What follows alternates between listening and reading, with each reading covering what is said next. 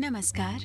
आप सुन रहे हैं बुक ऑडियो पर अरविंद की कहानियां और आज की कहानी है बेमतलब की पंचायत। अभी कड़ाके की ठंड शुरू नहीं हुई थी, किंतु रातें अब दिन से थोड़ी बड़ी हो गई थी। हमारे गांव में जहां सूर्य ढलने के साथ साथ चारों ओर सन्नाटा पसर जाता है, वहीं सूर्य के उगने से पहले ही चहल पहल होने लगती है।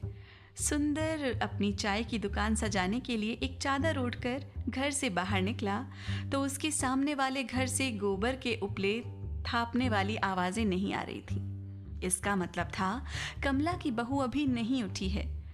थोड़ा आगे बढ़कर उसने रामलाल के घर की तरफ देखा तो वहां से भी उनके तबेले में किसी प्रकार की कोई हलचल नहीं थी। उसे लगा कि आज वो कुछ जल्दी उठ गया है। उसे देखकर सड़क के कुत्ते नहीं भौंकते थे, क्योंकि सब उसे पहचानते थे। वो रोज सुबह उठकर इसी प्रकार उनके बीच से गुजरता है, परंतु आज उसकी आशा के विपरीत उसके पैरों की आवाज सुनकर कुत्ते भौंकने लगे। चुप, सामने एक कुत्ते को देखकर उसने कहा, और वाकई में उसके चुप कहने का जादू हुआ। सारे कुत्ते चुप हो गए। पहचान गए सब, उसने मन ही मन कहा और सड़क पर पहुंचकर चौराहे की ओर मुड़ गया, जहां उसकी चाय की एक छोटी सी झोपड़ी थी। उसी की दुकान के सामने ही उस सड़क से गुजरने वाली बसें आकर रुकती थीं और गांव के लोग भी उसी की दुकान के सामने खड़े होकर बसों की प्रतीक्षा करते थे। गांव में जो भी आता वो उसकी दुकान के सामने ही बस से उतरता था। पिछले 20 बरस में उसकी निगाहों से बचकर शायद ही कोई व्यक्ति बस से इधर उधर कहीं गया या आया हो। सुंदर को आने जाने वाली बसों की टाइमिंग याद हो गई थी।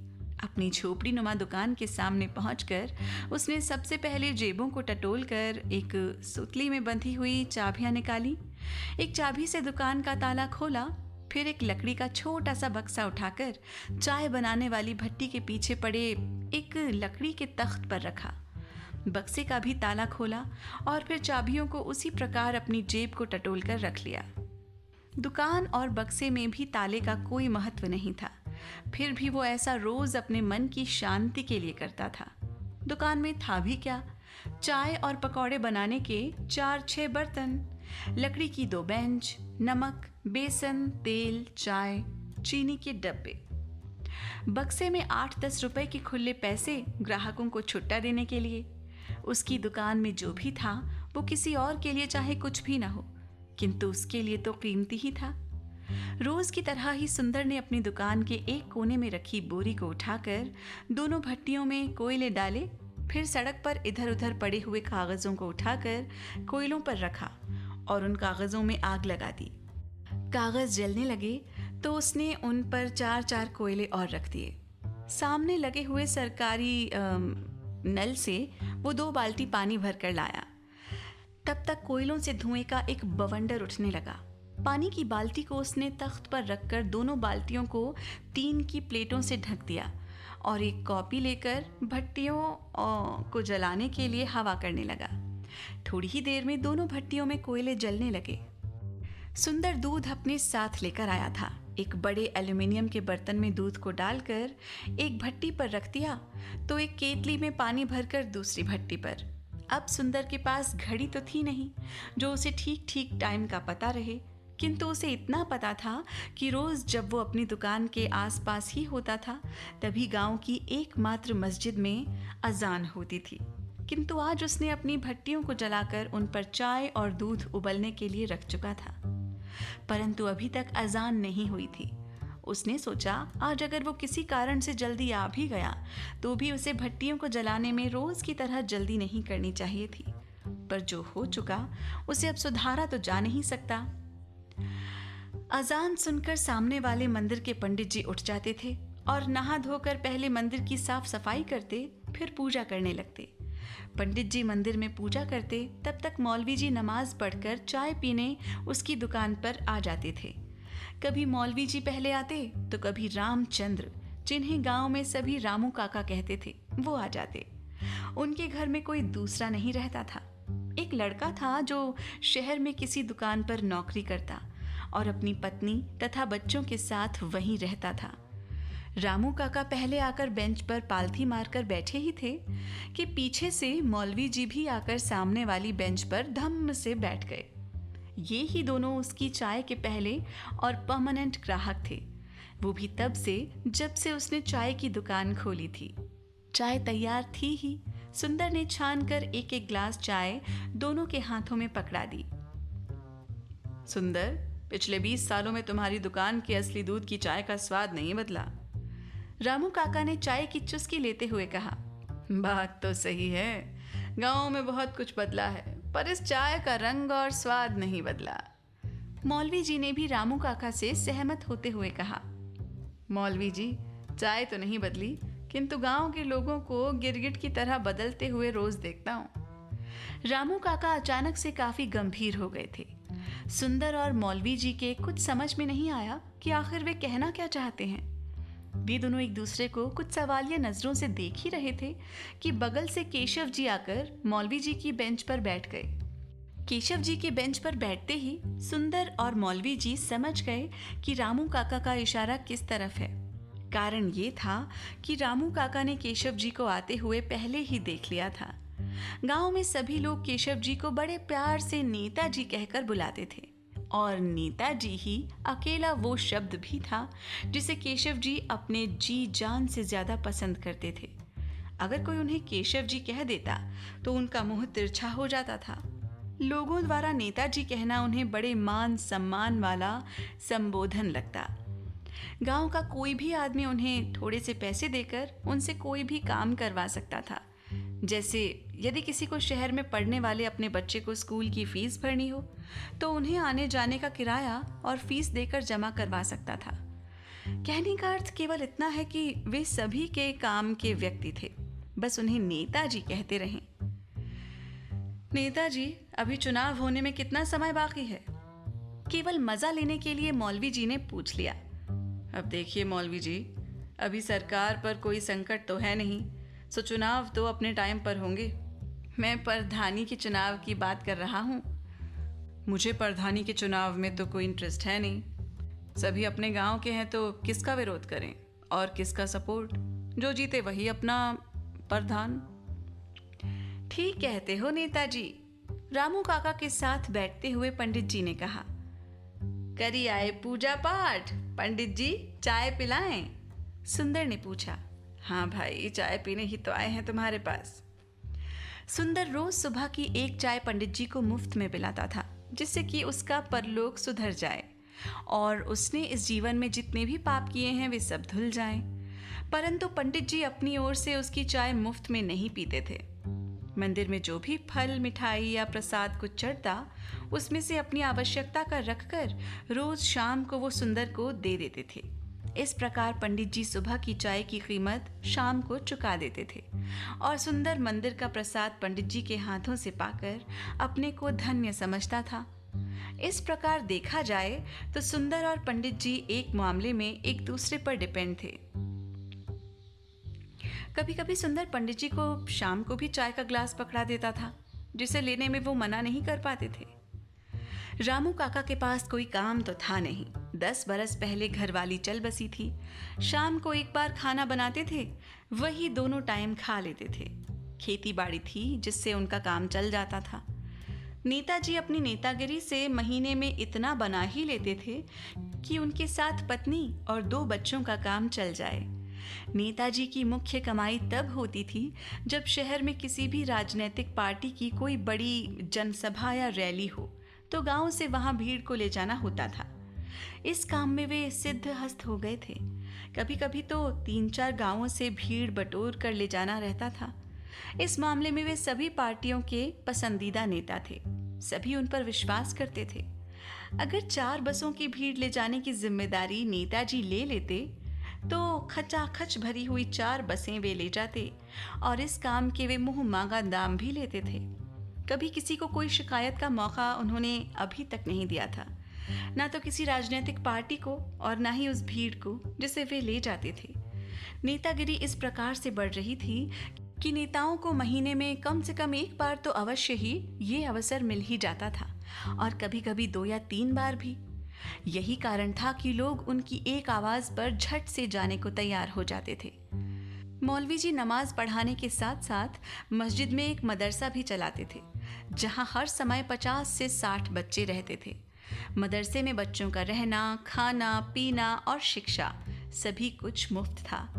परंतु इस काम के लिए देश क्या, विदेश से भी अच्छा खासा चंदा आता था, जिससे उनका काम मज़े से चलता था। उनके दोनों बच्चे एक हाई स्कूल, एक इंटर में अंग्रेजी माध्यम के आवासीय स्कूलों में पढ़ते थे। बस वो सुबह और शाम की चाय सुंदर की दुकान पर पीते थे। इससे उनका सबसे बड़ा फायदा ये होता कि उन्हें बैठे बिठाए पूरे गांव का समाचार एक ही स्थान पर मिल जाता था। मौलवी जी ने वापस जाने के लिए बेंच से अपने दोनों पैर उतार कर नीचे रखे और खड़े होने की जैसी ही कोशिश की, बेंच के नीचे मस्ती से सो रहा एक कुत्ता खड़बड़ाकर भौंकते हुए खड़ा हो गया और दूर हटकर उसी प्रकार मौलवी जी की ओर देखते हुए भौंकता रहा। गलती से मौलवी जी का पैर उसके पेट पर पड़ गया था, जिसके कारण कुत्ते ने बौखलाकर उठकर भागने की कोशिश की। तभी सामने एक बस आकर रुकी। वहां बैठे हुए सभी लोगों की निगाहें बस के गेट की ओर थीं। सुबह सुबह कौन आ गया उनके गांव में? 30-32 बरस का एक युवक हाथ में बड़ा सा ब्रीफ केस और पीठ पर हैंडबैग टांगे हुए धीरे धीरे बस से उतरा। बैठने वाली कोई सवारी नहीं थी, तो बस उसे उतार कर चली गई। कौन है सुंदर? मौलवी जी ने धीरे से पूछा। पता नहीं मौलवी जी, कभी देखा नहीं है इसे गांव में। सुंदर तिरछी निगाह से उस युवक को देखकर बोला। अब तक रामू काका युवक का अच्छी तरह निरीक्षण, परीक्षण, स्क्रीनिंग और एक्सरे कर चुके थे और अपनी एक्सपर्ट रिपोर्ट देते हुए बोले, ये इस गांव का तो नहीं है, कोई बाहर ही है। इसमें नया क्या है काका, ये तो हम सब भी जानते हैं। सुंदर की दुकान पर निगाहों की ऐसी अनुभवी और शानदार स्कैनिंग मशीन लगी थी, जिससे बचकर कोई भी इधर उधर जा नहीं सकता था। तुम बताओ नेताजी, तुम्हारा तो अक्सर शहर आना जाना होता है, कभी कहीं देखा है इसे? सुंदर ने कहा। नेताजी पहले से ही लगातार घूरते हुए उसी की ओर देख रहे थे, परंतु उसे कहीं देखा हो ये याद तो उन्हें भी नहीं आ रहा था। बस से उतरने के बाद युवक ने अपने सामने एक भौंकते हुए कुत्ते को देखा, तो अपनी ब्रीफकेस को सड़क के किनारे रखकर पीठ पर टंगा हुआ बैग उतारा और उसे ब्रीफकेस पर रखा। बैग की चेन खोलकर एक पैकेट निकाला। उसमें बची हुई ब्रेड के कुछ टुकड़े, बिस्किट और 2 पूड़ियाँ थीं। उसे निकालकर उसने उस कुत्ते के सामने धीरे से डाल दी। अपना बैग बंद किया और ब्रीफकेस उठाकर गांव के अंदर जाने वाली सड़क पर धीरे धीरे आगे बढ़ने लगा। ये तो गांव के अंदर ऐसे जा रहा है जैसे इसे गांव के बारे में सब मालूम हो। सुंदर ने उसकी ओर एकटक देखते हुए कहा, मौलवी जी, आपके पैर बड़े शुभ हैं। अगर इस कुत्ते के पेट पर आपके पैर ना पड़े होते तो सुबह सुबह इसे इतना अच्छा नाश्ता नहीं मिलता। रामू काका ने मौलवी जी को छेड़ते हुए कहा। कोई चाहे कुछ कहे, परंतु ये सही है मौलवी जी कि आपके पैर हैं बड़े शुभ। पंडित जी, जो अभी तक बैठे सारा नज़ारा देखते हुए सभी को चुपचाप सुन रहे थे, तंज कसते हुए बोले। अब मौलवी जी भी कहाँ चुप रहने वाले थे, बोले, ये तो अच्छा हुआ कि इस पर मेरे पैर पड़े, नहीं तो आपके पड़े होते तो ये बेचारा अब तक स्वर्ग सिधार गया होता। पंडित जी की बोलती बंद हो गई। अब तक आकाश में सूर्य चमकने लगा था। दुकान पर 4-5 चाय के ग्राहक और आ गए थे। सुंदर ने पकौड़ियाँ तलने के लिए तेल से भरकर कढ़ाई को भट्टी पर चढ़ा दिया और अच्छी तरह उबल चुके दूध को भट्टी से उतार कर ढकने के बाद तख्त पर रख दिया। गांव में जो भी फुर्सत से होता वो समय गुजारने के लिए सुंदर की दुकान पर आ जाता था। इसके 2 कारण थे। एक तो उसके हाथ की बनी हुई स्वादिष्ट चाय और दूसरा वहाँ हर तरह के व्यक्तियों का जमावड़ा। दुनिया में घट रही हर घटना और प्रसंग की चर्चा उसकी दुकान पर होती। चर्चा के हर एक विषय के विशेषज्ञ जाने कहाँ से आकर उसकी दुकान पर एकत्र होते, फिर वो चाहे खेल हो, राजनीति हो, अर्थ के मामले हो या फिर चाहे अंतर्राष्ट्रीय संबंधों की बातें। अनिल कुंबले को बॉलिंग और सचिन तेंदुलकर को बैटिंग सिखाने या फिर उनकी कमी बताने वालों की संख्या सबसे अधिक रहती। नोटबंदी और जीएसटी भी अक्सर चर्चा के केंद्र में रहती ही थी और नेताजी ने तो इस मामले में पीएचडी कर रखी थी, पर वे कभी सरकार का विरोध नहीं करते। विरोध करने वालों के साथ भी वे पूरी सहानुभूति रखते थे। कहने का मतलब केवल इतना है कि नेताजी जो जीता वही सिकंदर के मुहावरे को चरितार्थ करते रहते थे। खेती किसानी के मामले में रामू काका विशेषज्ञ की भूमिका निभाते थे, तो धर्म कर्म के मामले में पंडित जी और मौलवी जी थे। परंतु वे दोनों आपस में कभी भी धर्म के मामलों में बात नहीं करते थे। सुंदर को चाय और पकौड़ी बनाने के सिवाय और कुछ नहीं आता था, किंतु खाने पीने की बातें छिड़ जाएं तो वो अचानक से महाज्ञानी बन जाता था।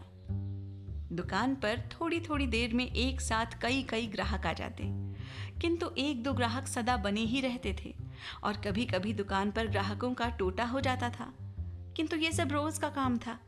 सुंदर ने स्थिति के साथ अपना तालमेल बना लिया था, किंतु आज रह रह कर उसके मन को एक बात खाए जा रही थी कि सुबह बस से उतरने वाला व्यक्ति कौन था, जिसे वो नहीं पहचान पाया था, जबकि पिछले 20 सालों से ऐसा कभी नहीं हुआ था कि कोई उसके गांव में आया हो और वो ना पहचान पाया हो।